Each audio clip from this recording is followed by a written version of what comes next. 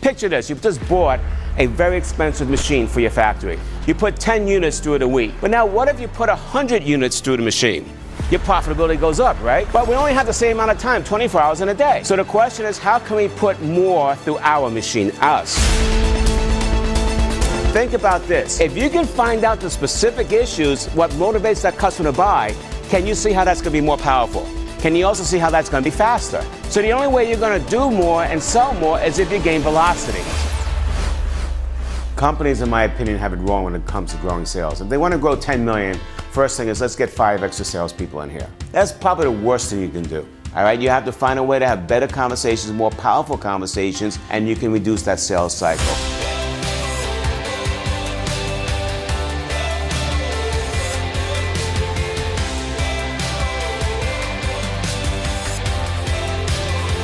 So as CEOs, how do we create the energy in our companies? How do we build a high-performing sales culture? What we have to do is we have to create the right mindset. So what I bring into my keynotes is some kind of transference of skill. And I prove to the audience that just by changing the conversation, by asking one different question, they immediately reposition themselves in the minds of the customer and they become more valuable. So they looked at me and they said, how are we going to do it? And I said, I have no clue. Now, you may be looking at me like, why would I do that? Well, I didn't have a clue because we didn't get into it yet. I don't have the answers up front. And if you have the answers up front when you go into a customer interview, you are not having the right sales conversation. Because the answers should be born out of collaboration as to what is important to them and what you could do for them. The audience that we had were totally engaged and attentive to this approach, and I think it'll make a dramatic impact on our sales going forward. He was incredible. Liked him so much that I ended up hiring him for my business, turned it into something that's more customer-centric and focused. Don't worry about hitting home runs. Worry about helping your customers hit their home runs. Move from a self-focused mindset to a customer-focused mindset. Because when you help your customers hit their home runs, they're going to be succeeding. And when they're succeeding because of you, they're going to be looking at you and they're going to be saying, that's the person I want. I would never be here without you, and I can't get rid of you. It was so powerful that the sales cycle was reduced from 5 calls to 3. How much more could you produce in a year if you reduce your sales cycle from 5 calls to 3? But the point that I want you to understand is that it all starts and ends with us. Your success starts and ends with you. We can no longer act as salespeople, we must act as leaders. What happens in a conversation that most salespeople get into, they get into the mindful conversation. See, there's 2 important parts of the body. There's the heart and the mind. If you start talking about the products, you're going straight to the mind. Analyze, compare. Does that get anybody's attention, yes or no? It doesn't. But yet, why do we start with that? We have to start with that heartful conversation. The conversation has got to get people enrolled, interested, engaged. So I was hired by a financial services company, big one that you all know. And their main market is conservative retirees who give them all the money to invest, and they see them once a quarter. And they said on average it took them 5 calls to get a new investor on board. They wanted to reduce that sales cycle. So I started going on a couple of calls in Chicago and St. Louis where they're knocking on retiree doors. And what they would do is they spend 15 minutes chit-chatting up the customer. Oh, are these your daughters? Are these your grandkids? Tell me about them. Oh, you're a Bears fan. That was a bad game, wasn't it? Too bad they lost, right? And I can see the eyes rolling around. They're being polite, but what are you doing here? You ever been there? So I took the financial advisor to the side and I said, look, the next time you go into the next house, I want you to cut that 15 minutes down to 2 minutes. Have the introduction, but I want you to go into this one question. When I say, look, I know you got stocks and bonds, it's not the reason I'm here. What I want to ask you is a really important question, would you mind? And most people would say yes. And the question they asked was, what are the 3 things you want your money to provide for you in the future? All of a sudden, they started getting into different conversations. It was so powerful that the sales cycle was reduced from 5 calls to 3. How much more could you produce in a year if you reduce your sales cycle from 5 calls to 3? So, I started seeing the eyes rolling up, and I said, is this really true? So we had them bring in some of the top investors to sign waivers so we can put some video cameras on them. And we started asking the question. Again, the eyes would roll up. They had to go left to right when in a thinking posture. And I knew there was a change that was happening. So my question to each and every one of you, are you asking the right questions? That's the first impression, isn't it? And it goes to the qualifying phase.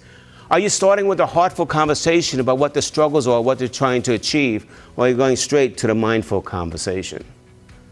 You can't create if you go straight to the mind. You can only create if you start with the heart. Because that's when people give you the true information of what they're looking for in terms of solutions. You see, if I ask you what you're selling, you're going to tell me your products and everything else, but we all sell the same thing. We all sell change. If I'm asking you to buy my product at a higher price, I'm asking you to change your value perception. If I'm asking you to buy my product, if you never used a speaker before, I'm asking you to use a speaker now, you're changing your process and how to use it. If I'm asking you to give up a 30-year relationship and go from the devil you know to the devil you don't know, I'm asking you to change. Change creates pain. All right? And no one's going to give you the answer of yes, which is the answer of risk, if they don't believe that what you're doing is really going to help them.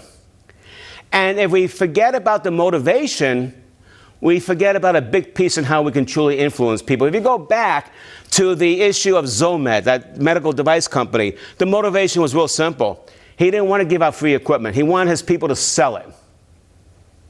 Now, what I didn't realize was that as I was going on around with the salespeople, and I was going to the surgeons, and I was saying, hey, doc, what's your biggest issue? What are the 3 biggest things? Oh, my God.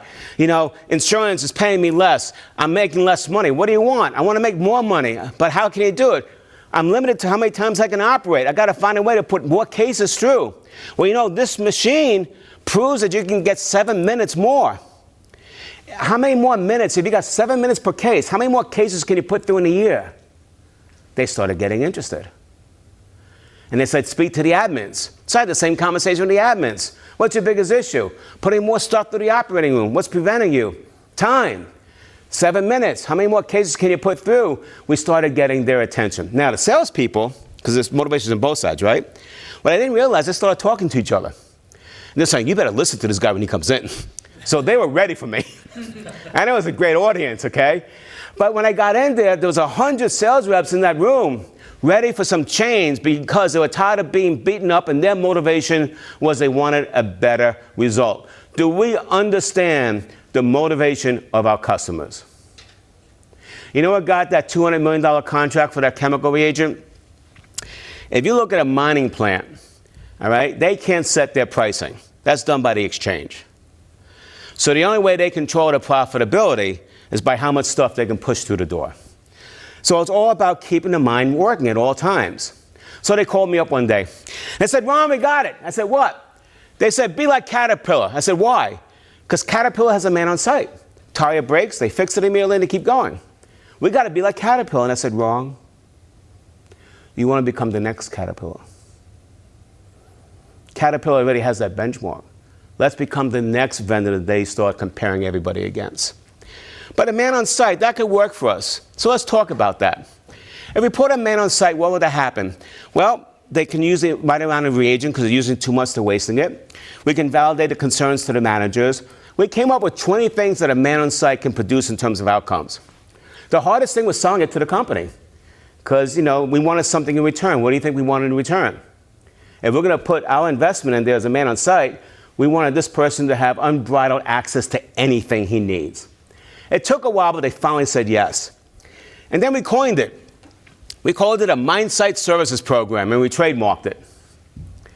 When the bid came out, a big part of that bid was what? MindSight Services. And when the other 2 multinationals queried what they meant by that, it showed their customers they didn't have it, and it gave them permission to pull the bid back and go into a one-on-one negotiation with my customer. I didn't change their chemicals. I didn't change the products. I just simply changed in how we positioned ourselves and presented it based on their needs and their motivation. What's the motivation of your customers? Are you competing versus creating? It's about what I call a velocity mindset. You may want to write this word down. It's called context. Context is the most important word in influence.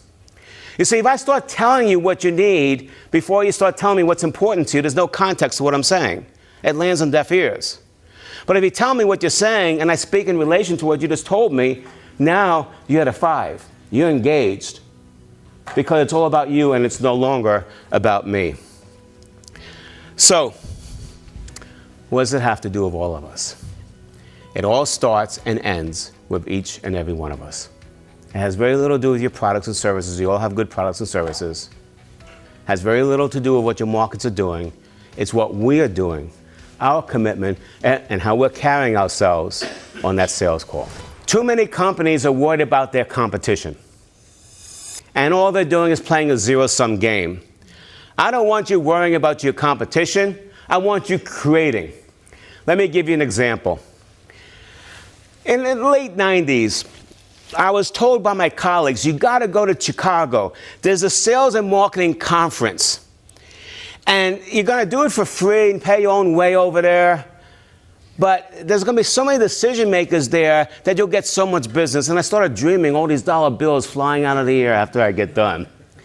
And they said, bring 200 handouts. And I get into this big ballroom set for 200 people, and there's only 20 people in the room. My heart started sinking. And before I got into that deep depression, I said, hey, what's your purpose here?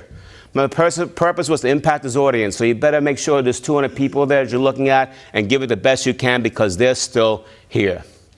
A week later, my phone rang. It was John Treese, Senior Vice President of Zomed Surgical.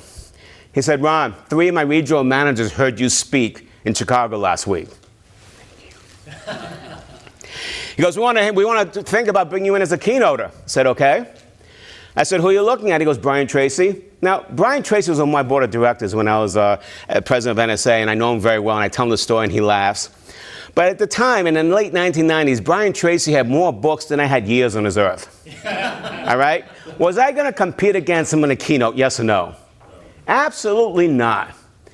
So I asked John, I said, what's your biggest issue that you're trying to achieve in the sales meeting? And he says, you know what? We just made this brand new machine for the ear, nose, and throat surgeons. It can cut, light, and irrigate. It saves them time.